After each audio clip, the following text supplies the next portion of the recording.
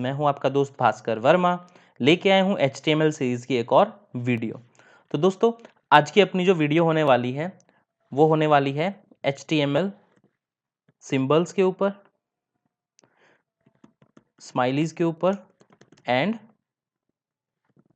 Entities के ऊपर। ठीक है, तो सिंबल और स्माइलीज का तो आपको पता होगा। सिंबल्स क्या होते हैं? स्पेशल कैरेक्टर, और दूसरे सिंबल्स होते हैं जैसे कि आपका %, होता है। ठीक है, %, हो गया, हैशटैग हो गया, @ हो गया। ठीक है, उसके अलावा फिर सिंगल कोट हो गया, डबल कोट हो गया। ठीक है, ये सब क्या है? स्पेशल कैरेक्टर आपके सिंबल्स में आते हैं। उसके अलावा डॉलर, पाउंड, ठीक है, डॉलर का सिंबल होता है, पाउंड का सिंबल होता है। तो ये सब क्या होता है? आपका सिंबल्स होते हैं। तो इनको पेज के ऊपर कैसे डिस्प्ले करवाया जा सकता है? दूसरा, स्माइलीज। ठीक है, स्माइली का आपको पता है, आप व्हाट्सएप, फेसबुक चैट आप करते हैं। ठीक है, उसके अंदर आजकल कीबोर्ड के अंदर है, गूगल कीबोर्ड आप यूज़ करेंगे, उसमें स्माइली का एक अलग से डेडिकेटेड बटन आता है, उस पर क्लिक करेंगे, आपको ढेर सारी स्माइलीज मिल जाएंगी अपने इमोशंस को दिखाने के लिए, कि आप खुश हो रहे हैं, हंस रहे हैं, गुस्सा है, नाराज़ हैं, थम्स अप करते हैं, आप थम्स डाउन करते हैं, हाथ जोड़ते हैं, ये सब चीज़ें स्माइलीज में आती हैं। देन एंटिटीज़, तो एंटिटीज का यूज हम करते हैं HTML के अंदर। जो रिजर्व्ड कैरेक्टर्स हैं आपके, या रिजर्व्ड जो सिंबल्स हैं या लाइन है, कुछ भी है, कोड है, उसको डिस्प्ले किस तरीके से करवाया जा सकता है, क्योंकि वो रिजर्व्ड है, वो डायरेक्टली डिस्प्ले नहीं होंगे। ठीक है, तो उसको डिस्प्ले करवाने के लिए एंटिटीज का हम यूज करते हैं। तो स्टार्ट कर लेते हैं फट से। सबसे पहले HTML सिंबल। तो सिंबल में मान लो आपको डिस्प्ले करवाना है कुछ भी, तो किस तरीके से आप करवाओगे? याद करने की जरूरत नहीं है आपको, ये चीज आपको सिर्फ गूगल पे सर्च करना है HTML सिंबल।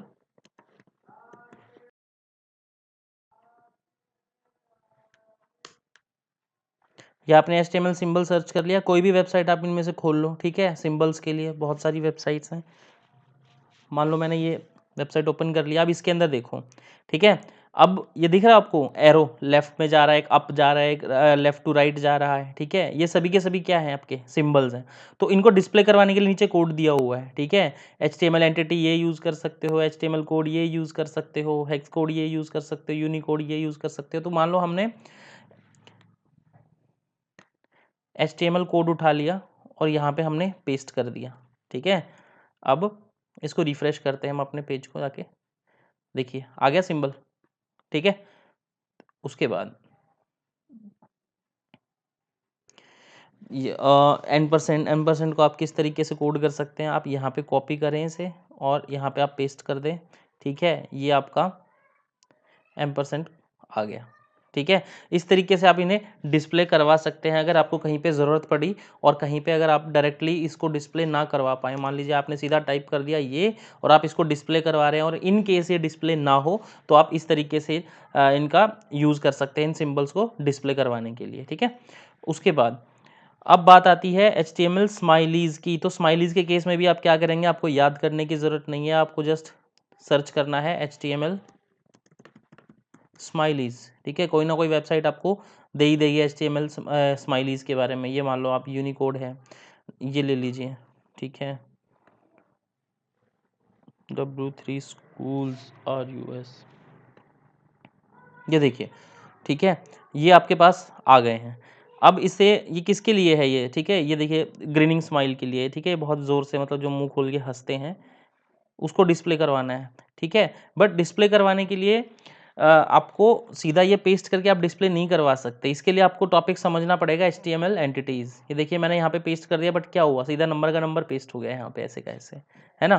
तो पहले HTML एंटिटीज़ एक बार मैं आपको बता देता हूँ, उसके बाद आपको ये समझ में आएगा। इसको एक बार यहीं पर छोड़ देते हैं। अब बात आती है HTML एंटिटीज़ की। ठीक है, एंटिटीज़ जैसे कि अब मान लो आपको डिस्प्ले करवाना है 4 headings in HTML we use tags.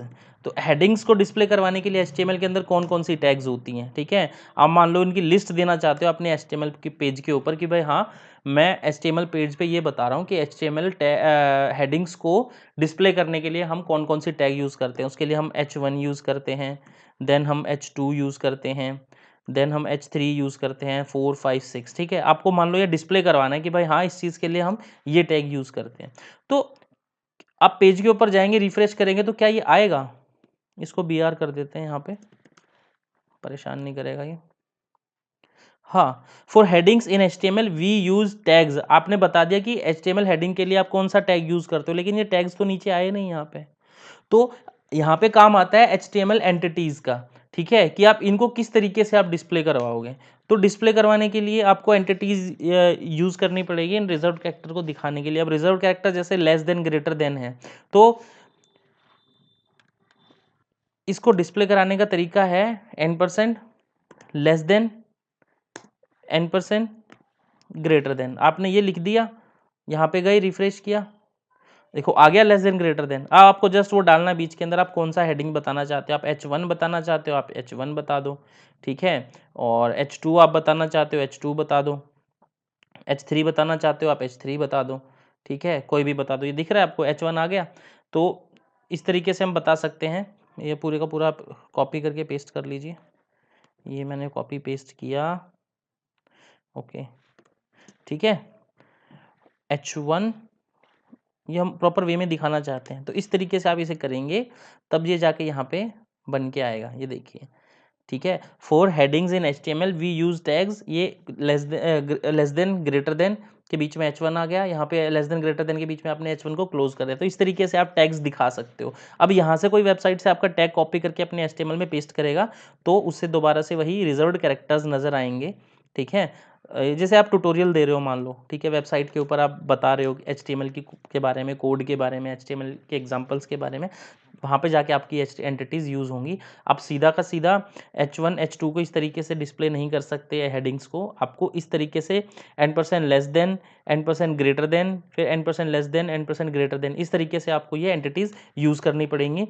Same है, एंटिटीज़ को ढूंढने के लिए आपको जस्ट गूगल ही करना पड़ेगा, क्योंकि इतनी सारी चीज़ें आप याद करोगे तो वो प्रोडक्टिव नहीं होती चीज़ें, ठीक है। HTML क्योंकि बहुत सारे सिंबल होते हैं। अब HTML एंटिटीज़ की बात आती है, तो मैं इसे ओपन कर देता हूँ पहली वेबसाइट को।